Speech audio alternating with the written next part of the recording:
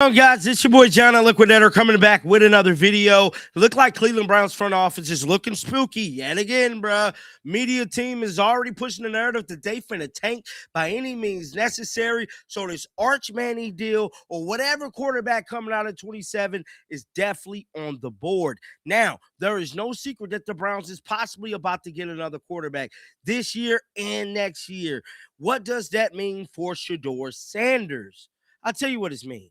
Be prepared, allegedly, possibly, for the circus to run around again, bruh.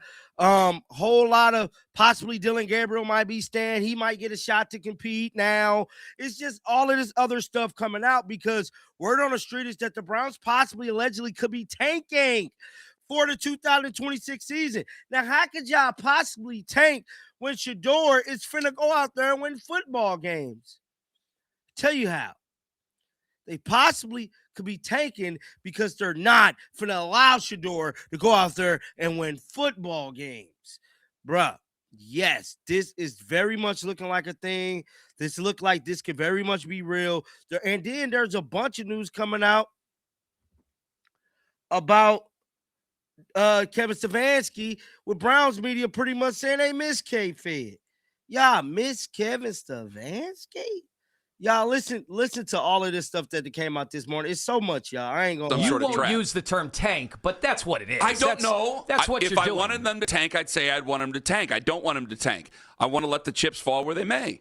You just know they're going to be bad. So they're going to be bad. So 2027, you'll get a top 5 draft pick, and that means you're going to get one of the quarterbacks. Yeah. Mm-hmm. Okay. But I don't want them to lose on purpose. If they end up going out there and winning 9 games this year with Shedeur Sanders, I'm going to go, okay, let's put a little bit more around him. Let's see where this goes now. If you were to plot out the different ways that you would hope this goes, finishing in the middle next year, it would probably be worst case scenario because you didn't do things to make your team. You didn't go after some of the opportunities. Like let's say you finish in the middle this year, but Malik Willis ends up being really good. Then you've lost that one. Like that would be one way that would be less preferable. Finishing in the middle with Shedeur, but Malik Willis ends up being a top 10 quarterback. Well, then you lost because you didn't get in the draft next year. You didn't get the guy that was available at an all-time bargain basement rate, Malik Willis. Okay. And instead, Shedeur is just like the 17th best quarterback and you win 9 games. That would be the worst-case scenario of all these. Well, would it be the worst-case scenario, or are we just building around Shedeur after that and seeing where that goes? Because I don't think you can answer that question until 2027 and 2028. But if it takes you out of the mix of a top 5 draft pick the following year, yeah, you would that think is that a way. worse spot. So that was one of the takes, man, that was on 92 The Fan today, talking about the Browns potentially tanking. Now, there is another clip of them pretty much talking about Kevin Stefanski, how they kind of feel like he didn't do as bad. These guys hate that Kevin Stefanski has a good reputation around the league and that people do like. There are people that like working with him. Not that everybody does. That doesn't have to be the case, obviously. Well, it seems that every coach likes working with him, but players don't seem to. And Jarvis Landry just got done being a player. But I'm laughing because we're going to act like it never worked with Kevin. Kevin's ways did work at times. He did coach good teams. He did have good seasons. And to act like it was all bad now, and it's total revisionist history now, is why I think these gotcha moments come off kind of silly, especially Jarvis Landry, whose best season was with Kevin. His best team season was with Kevin Stefanski. The most wins Jarvis Landry ever had was with Kevin Stefanski. Well, I was going to say, because his best personal season was in 2019 with Freddie, of all people. Yeah, but he did lose a lot of games that year. So yes, he did. He did. If that's what he's mad about, that he wishes he would have had more individual seasons, but on losing teams, well, then I guess Kevin wasn't your guy. But if you want to have good team seasons, Jarvis, you had nobody better than Kevin Stefanski. And where is where the good conversations there? Was it all just bad? But what his problem is that if this happened, he didn't tell anybody. I think he wanted people to tell it to him.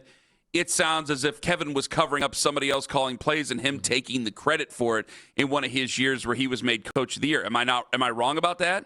Is that what Jarvis's problem is? I think that's correct, that assumption. Does he think it should say when a coach wins coach of the year, there should be an asterisk by, but he didn't call all the plays from start to finish? Like, Or he didn't tell people who called the play. But no, that's not how Coach of the Year works. But you should also. I don't know if we have enough notation space available, Jarvis. The head coach of the football team gets Coach of the Year because he was the head coach of the Browns. But I think what Jarvis is saying is that there should have been some transparency and other people should have known, other than him and maybe some other people, who was actually calling the plays. That's what I think Jarvis' problem is. That is what Jarvis' problem is. Did the players know? If he knew, then that means a lot of other players probably did. What's the big deal? If the players knew, what am I missing here? That seems like a big who cares after the fact. You're just mad another team paid him a lot of money to be the head coach. To him, you're pushing the buck. Sounds like to me. By the way, to him, you're pushing the buck. A guy who coached you to have your best team see. These dudes are so invested in Kevin Stefanski. It ain't even funny, man. The entire era of Kevin Stefanski, and then adding at the end, his 2 Coach of the Years. Yeah, those were good seasons.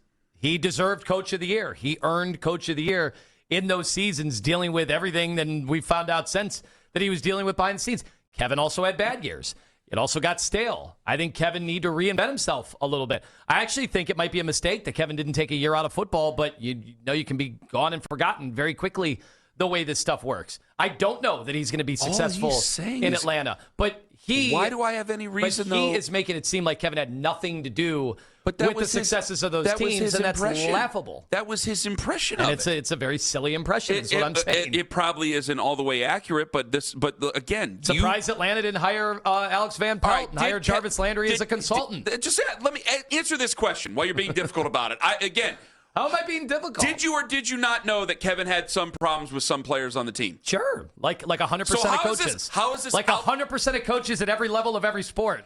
What kind of groundbreaking theory was that? The successful ones is that you go against the players because they're usually malcontents. How many guys said playing for Bill Belichick was miserable and they hated life and they hated football, but then they get to trot around their Super Bowl rings? Yeah, but we didn't.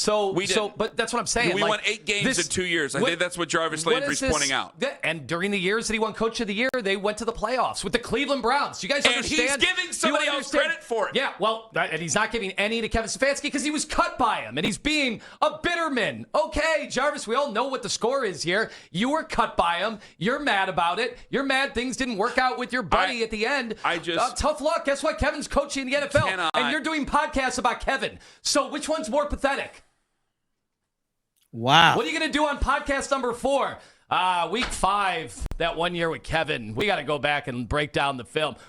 Wow. I keep forgetting this dude's name. That dude there's a piece of work, bro. I ain't gonna lie, dog. Brody, a piece of work, bro. Get down in the comment section. Let me know y'all thoughts about the Cleveland Browns possibly tanking to get Arch Manning, man, because that is going to be the narrative coming out of 2026. I can almost guarantee y'all they aiming for him. They want him. I'm telling you, get ready.